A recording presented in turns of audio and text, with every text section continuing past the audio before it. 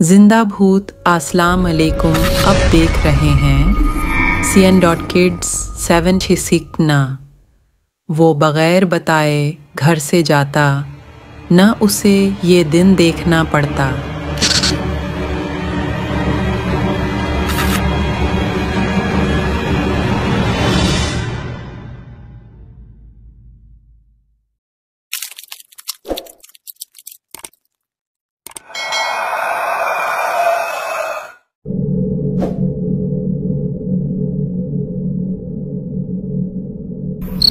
बहादुर खां एक बड़ी ज़मीन का मालिक था।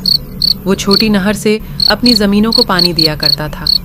उसकी शादी हुई तो उसकी जिम्मेदारियां बढ़ गई। उसने अपनी मदद के लिए एक मुज़ारा को रख लिया। फसल जब तैयार होती तो उसकी हिफाजत के लिए बहादुर खां और उसका मुज़ारे रात खेतों ही में सूते थे। एक मर्तबा इतनी बारिश हुई कि बहादुर खां की खशक ज़मीन भी सरसब्ज़ व शादाब हो गई। वो उसे अपनी शादी की खुशबख्ती तसव्वुर करने लगा। फसल पककर तैयार हो गई थी। बहादुर खां और मज़ारे खलियान में रात गुजारने के लिए रखे हुए थे। इसकी बीवी सर शाम ही रोटी दे गई थी। वह थोड़ी देर बाद बहादुर खां का दोस्त आ गया और उसे अपने अजीज़ की शादी में चलने की दावत दी। बहादुर खां ने मुज़ारा से कहा, खलियान की हिफाजत करना और मेरे जाने के बारे में किसी से कुछ ना कहना। ये ना हो कि किसी चोर को इल्म हो जाए।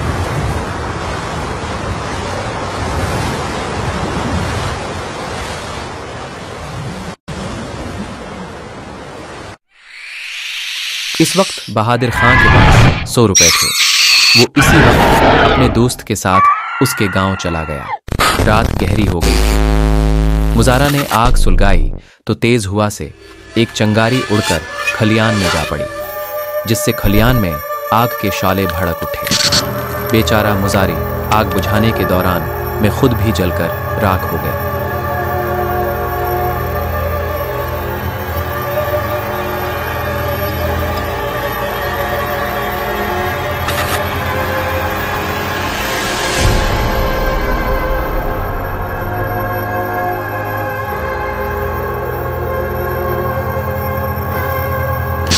अगली सुबह जब बहादुर खां की बीवी रोटी लाई तो ये देखकर हैरान रह गई कि सारा खुलियान राख का ढेर हो गया है। मुज़ारा की लाश देखकर वो यही समझी कि उसका मियाँ भी आग में जलकर मर गया है।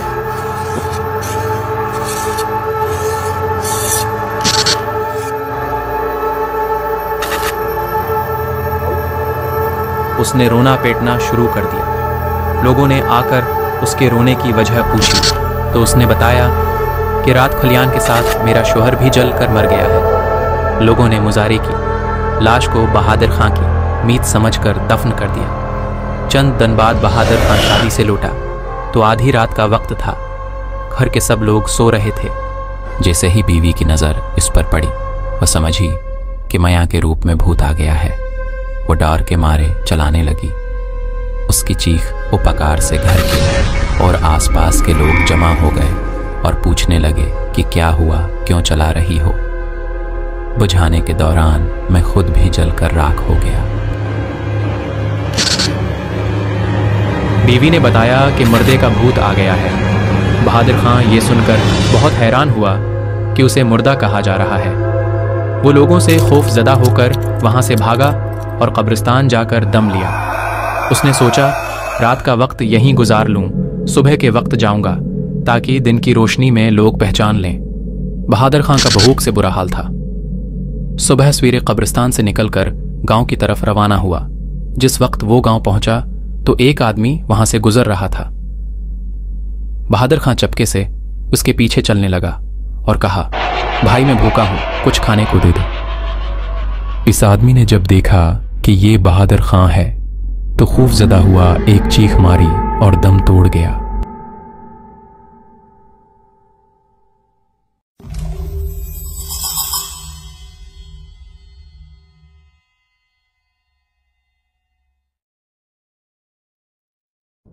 ये माजरा देखकर बहादुर खां डर के मारे दोबारा भागकर कब्रिस्तान में छिप गया। लोग इतने में एक आदमी को दफनाने आ गए। जब उसे सपर्द खाक कर दिया तो खैरात की खुजौरें बांटने लगे।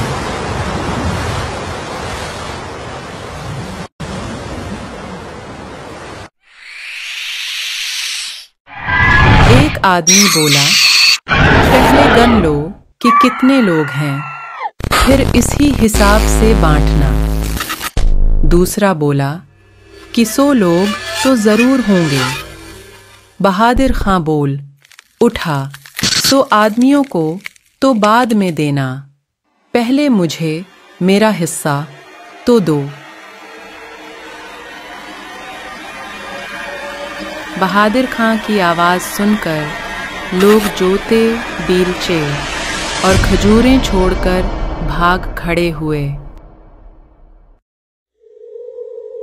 बहादुर खां ने सोचा, ना जाने मैंने क्या कसूर किया है कि लोग मुझे देखते ही भाग खड़े होते हैं। भूख का मारा था ही खजूरों पर टूट पड़ा।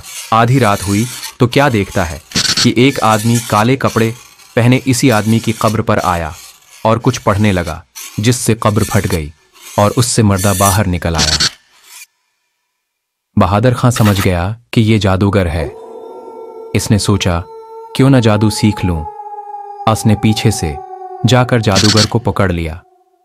जादूगर ने कहा, मुझे छोड़ दे।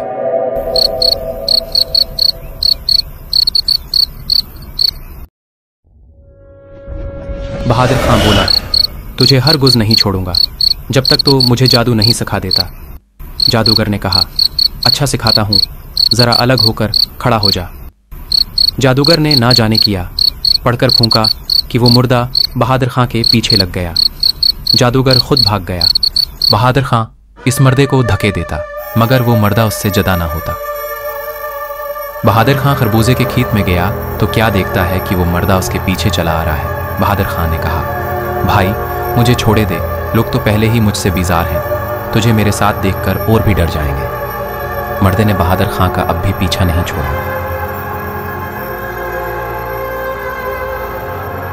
आखिर बहादुर खां ने तंग आकर मर्दे को एक चारपाई से बांधा और खुद खरबूजे के खेत में घुस गया। क्या देखता है कि वही मुर्दा चारपाई के साथ बंधा चला आ रहा है और खटखट की आवाज पैदा हो रही है। खेत के रखवाले ने जो दोनों को यूं आते देखा तो चीखें मारता हुआ भाग खड़ा हुआ और गांव पहुंचकर लोगों से कहने लगा, मुझे बचाओ वरना मैं मारा जाऊंगा। गांव के जमींदार ने कपड़े धलने के लिए नदी पर भेजे थे। उन दिनों लोगों पर बहादुर खां का खौफ बुरी तरह सवार था। चंद लोग कपड़े लेकर नदी पर पहुंचे। अभी वो कपड़े धो ही रहे थे कि बहादुर खां भी प्यास बुझाने नदी पर आ निकला। उसे देखते ही वो लोग कपड़े छोड़ छाड़ कर घोड़ों पर सवार होकर सरपट भाग निकले। जल्दी में वो रस्सी भी न खोल पाए जो मेखों से बंधी थी।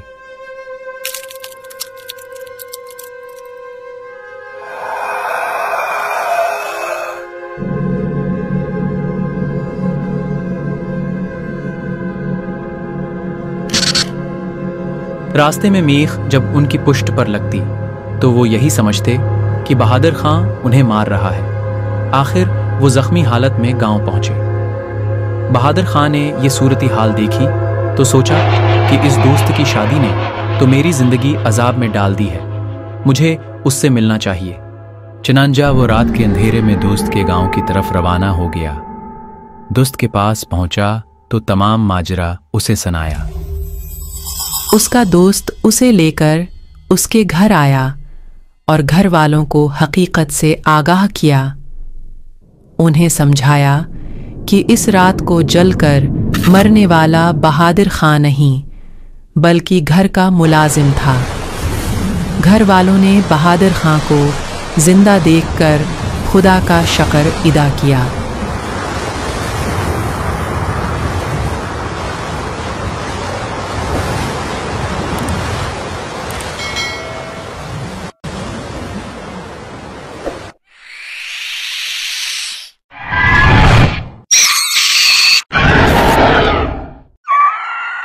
बहादुर खां को अपनी गलती का एहसास हो गया।